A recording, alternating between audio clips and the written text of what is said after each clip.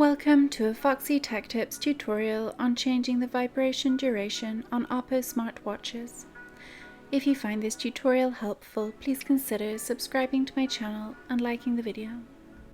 Swipe down from the top of the screen to open the quick panel. Then tap the settings cog to open the settings. Tap vibration.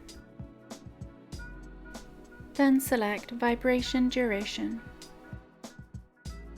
Here you can change the alarm and timer vibration durations. Tap alarm to change the alarm vibration duration. Choose the vibration duration that you would like, and then tap OK. Tap timer to change the timer vibration duration.